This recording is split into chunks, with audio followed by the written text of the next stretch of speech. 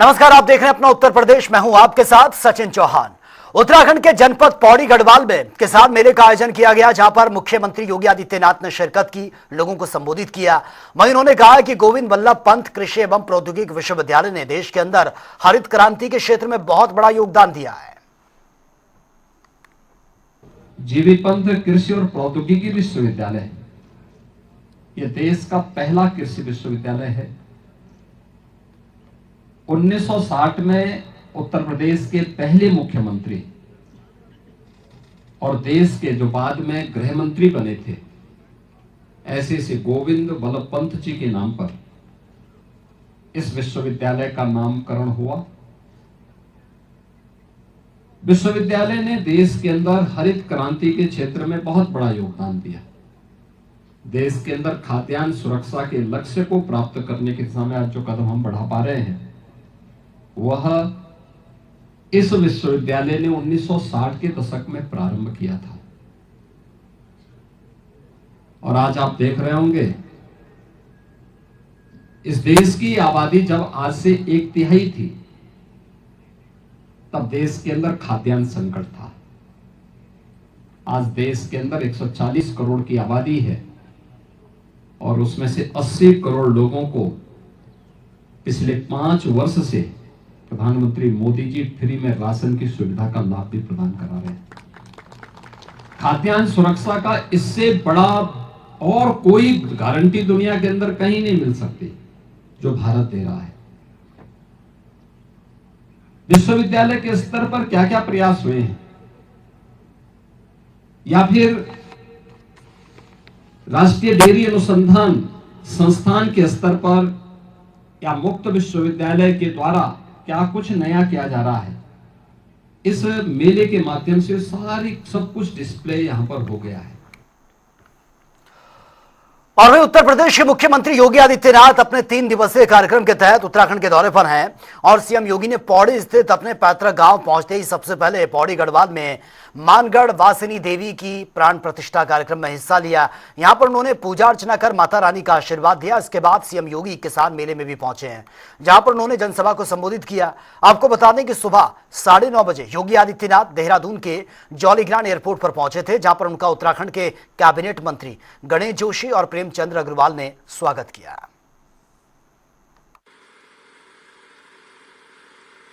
मैं इसके लिए सबसे पहले धन्यवाद दूंगा श्री मंजीत सिंह नेगी जी को, उनके परिवार के सभी सदस्यों को, जिन्होंने उत्तराखंड राज्य के अंदर अपनी जन्मभूमि को केंद्र बना करके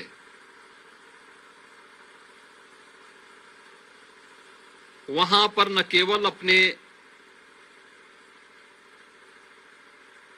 पारिवारिक परंपरा का दायित्व कर रहे हैं, बल्कि अपने इष्ट देवों को भी स्थापना का कार्य संपन्न करते हुए उन्होंने अपनी मातृभूमि के प्रति अपने उत्तरदायित्वों का निर्वहन करने के साथ साथ उत्तराखंड के नौजवानों को इसके माध्यम से एक नई प्रेरणा भी दी है। उत्तराखंड देवभूमि है और उत्तराखंड की इस देवभूमि पर पूरा देश और पूरी दुनिया बड़े गौरव के साथ इस भूमि को सम्मान देती है। ये मेरा सौभाग्य है कि इसी भूमि पर मुझे जन्म लेने का सौभाग्य प्राप्त हुआ और आज उत्तर प्रदेश के अंदर सेवा करने का अवसर प्राप्त हो रहा है। यहां के इस विशाल प्राकृतिक सौंदर्य को जिस तन्मयता के साथ और जिस तत्परता के साथ सुरक्षित करने का कार्य आप सबने किया है, वो अत्यंत अभिनंदनीय है।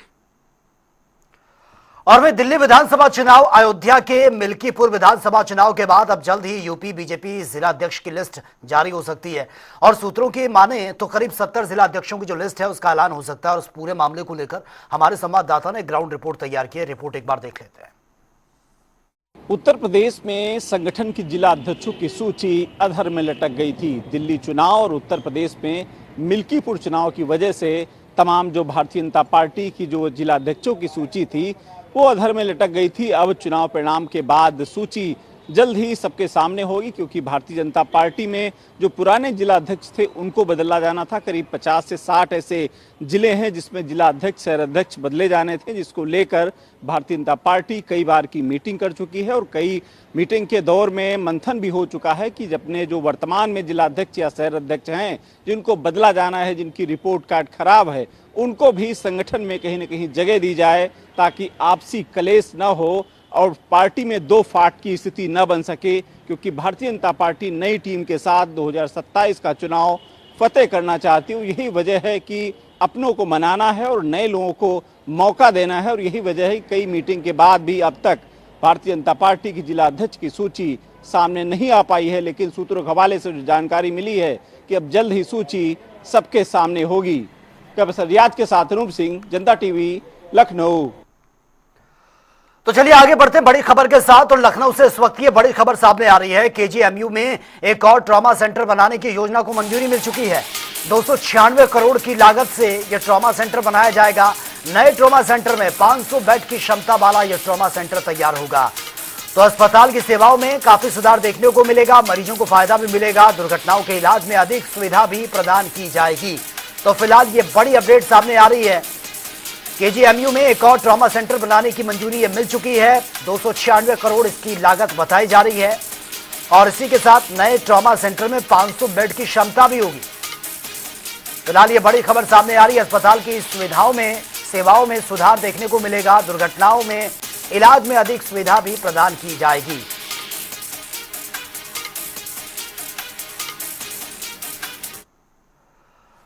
तो चलिए आगे बढ़ते हैं एक और बड़ी खबर के साथ। और लखनऊ से यह बड़ी खबर सामने आ रही है। कैबिनेट के बाद दुग्ध विकास विभाग महाकुंभ में बैठक करेगा। 8 फरवरी को महाकुंभ नगर में संगम तट पर यह मीटिंग होनी है। पशुधन, डेयरी उद्योग और गौशालाओं के विकास पर बड़े निर्णय लिए जाएंगे इस मीटिंग में।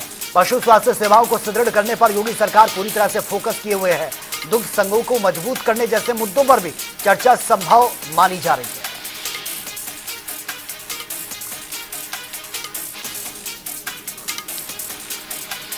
तो 8 फरवरी को यह मीटिंग होनी है। पशुधन, डेयरी उद्योग और गौशालाओं के विकास पर निर्णय होगा। पशु स्वास्थ्य सेवाओं को सुदृढ़ करने पर योगी सरकार इस पर चर्चा करेगी और तमाम मुद्दों पर चर्चा की जाएगी। कैबिनेट के बाद दुग्ध विकास विभाग महाकुंभ में यह मीटिंग करने वाला है। 8 फरवरी को यह मीटिंग होनी है महाकुंभ नगर में संगम तट पर।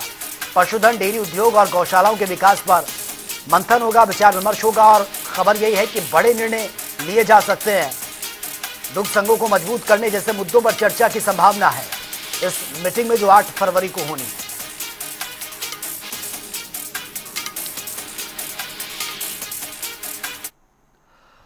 संगम नगरी में प्रयागराज में महाकुंभ की पूरी दुनिया भर में इस वक्त चर्चा जारी है। रोजाना करोड़ों की संख्या में भक्त आस्था की डुबकी लगाने के लिए पहुंच रहे हैं। इसी कड़ी में बॉलीवुड की जानी मानी अभिनेत्री ईशा गुप्ता ने भी कुंभ में आस्था की डुबकी लगाई है। इस अवसर पर उनकी मां भी उनके साथ नजर आई हैं। हमारे संवाददाता ने ईशा गुप्ता से खास बातचीत की है। बॉलीवुड एक्ट्रेस आज ईशा गुप्ता प्रयागराज पहुंचे। आप प्रयागराज की धरती पे आई हैं और डबल पुण्य कमाया, माँ के साथ आस्था की डुबकी लगाई है, क्या कहिए? देखिए, पुण्य कमाने के लिए तो नहीं आई, पाप धोने के लिए आई हूँ। नहीं, देखिए तो महादेव चाहते थे और गंगा माँ चाहती थी और मोदी जी और योगी जी ने मुमकिन किया कि इस लेवल पे व्यवस्था जो की है सभी दुनिया वालों के लिए कि अब यहाँ पे आके वो अपना हम लोग कुंभ को, जो हम बचपन में सुनते थे कुंभ में खो गए लोग, वो अब हो नहीं सकता है। क्योंकि इतने अच्छे ड्रोन से लेके आप ये देखिए हमारे पुलिस कितनी अच्छी सब इन्होंने व्यवस्था की है।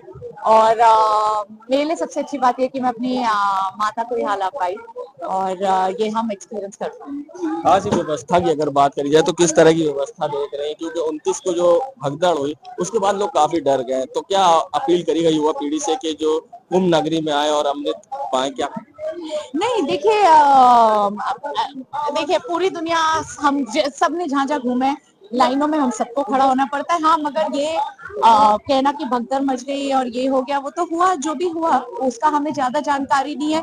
मगर जिस हिसाब से हमें तो ये पता है कि without as such VIP protocol है कुछ, हम लोग भी यहाँ पर आ गए हैं। अगर आप बस दिक्कत कब हो जाती है, युवा को मैं ये बोलना चाहूंगी, आइए अपने सनातन धर्म का फॉलो कीजिए, मगर इतना भगदड़ में नहीं रहिए, क्योंकि अगर आप 10,000 है तो पुलिस वाले बस 1,000 है, वो कितनों को संभाले। हमारे पूरे यहाँ पे जितना ज्यादा ख्याल रख रहे हैं गवर्नमेंट, जितना कर रही है वो हमने देख रहे हैं। हम कल से आए हैं यहाँ पे, अस्पताल से लेके एटीएम से लेके आप जो बोलेंगे सब है। तो मैं बस ये बोलना चाहूंगी, थोड़ा शांति प्रिय आए, आराम से आए, सबके लिए गंगा जी है यहाँ पे। तो आस्था की डुबकी लगा के आज ईशा को कैसा फील हुआ, क्या कहेंगे आप? देखिए, ये तो बहुत अच्छा फील हुआ। ये आई थिंक हमारी जिंदगी का बहुत अच्छा एक दिन है, और अपनी माता के साथ मैं यहाँ पर आई और कर पाई। और बस हमारे लिए तो धर्म है तो कर्म है, कर्म है तो धर्म। Thank you. तो हमारे साथ ईशा थी, जिन्होंने बताया कि हमारे साथ धर्म है तो कर्म है, और साथ ही अपनी माँ के साथ उन्होंने आस्था की डुबकी लगाई है और उन्होंने एक अद्भुत पल का एहसास किया है। और उनको जो ये व्यवस्था थी, उनका कहना है कि सारी व्यवस्थाएं बहुत अच्छी थी, और जो मोदी जी और योगी जी ने व्यवस्था की है वो काफी अच्छी है। कुंभ जनपद से वीडियो जर्नलिस्ट सामू कुशवाहा के संग सैयद मोहम्मद आमिर, प्रयागराज।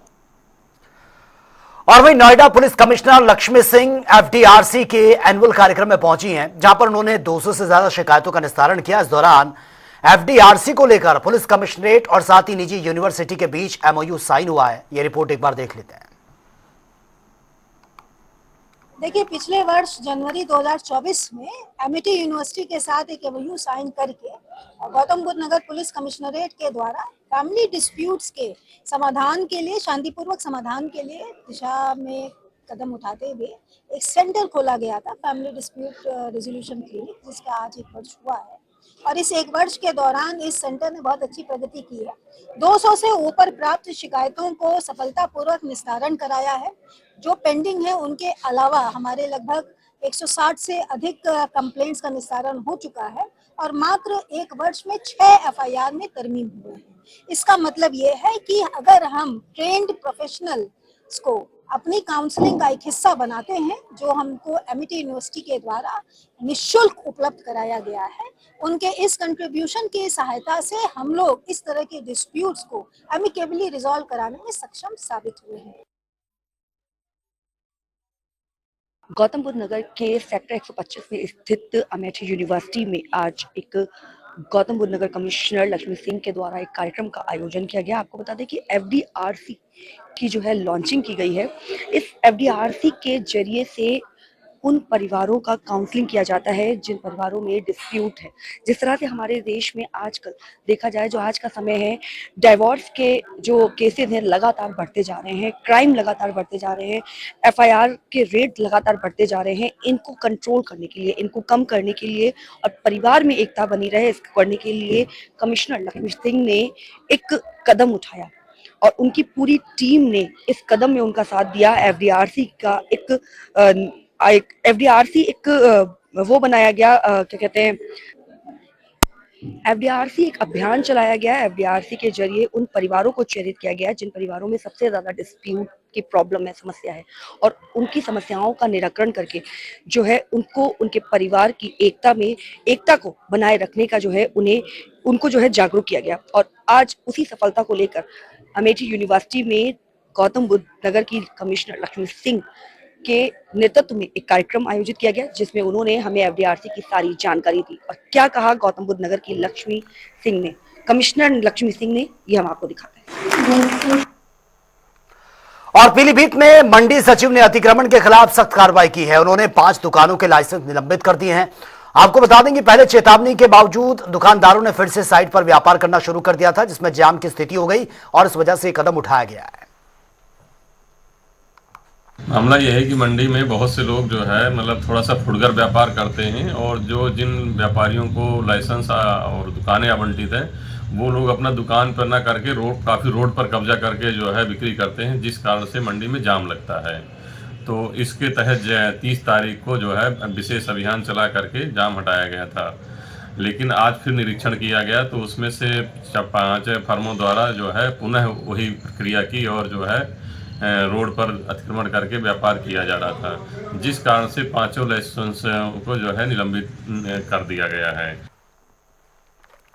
फिलहाल इस बुलेटिन में मेरे साथ इतना है, लेकिन तमाम खबरों के लिए आप बने रहिए जनता टीवी के साथ। नमस्कार।